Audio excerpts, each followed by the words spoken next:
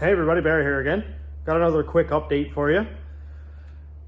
So, if you've been keeping up with all my videos or any of my videos, you'll notice a trend where I start a project, I get part way through it, and then I go, I gotta change this up a little bit.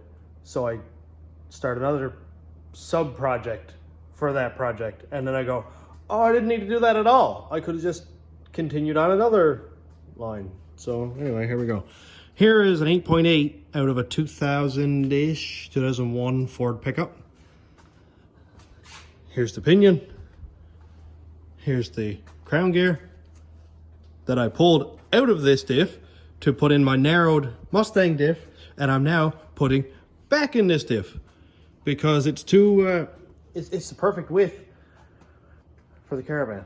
The narrowed one is the perfect width for the rat rod, which I was building. You know, I am building for the rat rod, but the Caravan is sort of taking up all my time right now. So I need to build this diff.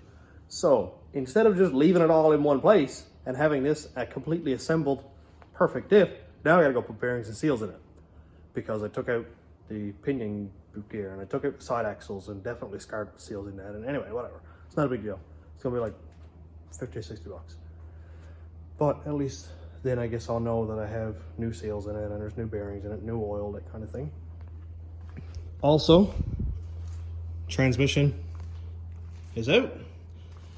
This is the one that had the pilot bushing torn up. Let's see if I can keep this steady enough.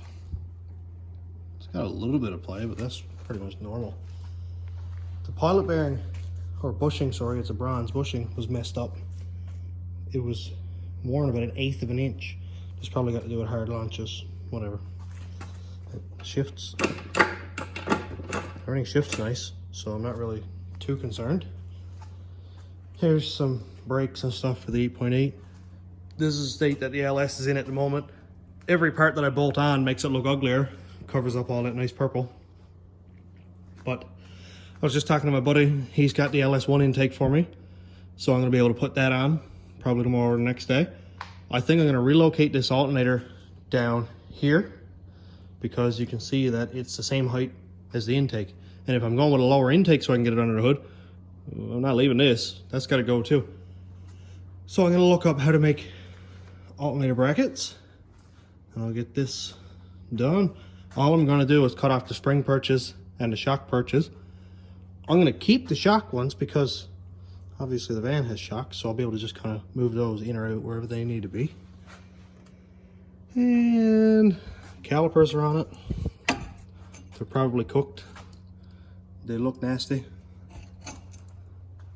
So I'll put new calipers on it.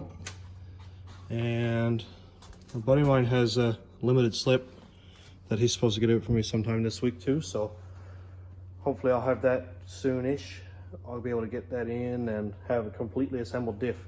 When I have the engine, transmission, drive shaft, and rear end all done, then I'll start taking apart the van. It's going to be really, really quick coming apart and sort of slow going back together because I got to make motor mounts and make a transmission mount, cross member. I'm probably going to have to, I'm not really sure what, but I'm gonna have to brace up the rear suspension and control arms because the Caravan has like one big long trailer axle kind of thing with two trailing arms on it and then shocks and coil springs, which is fine if it's just a trailing axle, but when you're gonna have like 450, 500 horsepower going to it, those little control arm bushings are gonna do a lot of moving around, and we don't want that. I don't want tire hop or anything. I'm not necessarily going racing with it all the time, but you know, if it's 10 o'clock at night and there's nobody on the highway, well, you got to do a couple of hits. As for getting this thing running, I'm just basically waiting on the intake. Nothing serious. This one here, I ran into the other day, the fuel rail issue.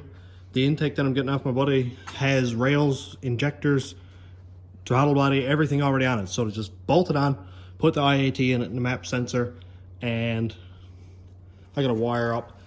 This is what supplies power to the PCM and all that stuff, so I gotta just wire that up. It's nothing serious. And then I'll be able to fire that up. That's something that I'm really, really, really excited for. So I just wanted to give you guys an update, keep everything current and keep the information going.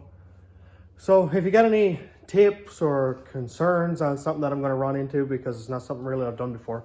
I put a LS into a 57 Chev, my rat rod, and that was pretty well straightforward because there's no interior in it. I custom made like most of the frame, so there's no issues with that. So if you guys got any tips, please let me know. That'd be wonderful. Thanks for watching, everybody. Have a good day.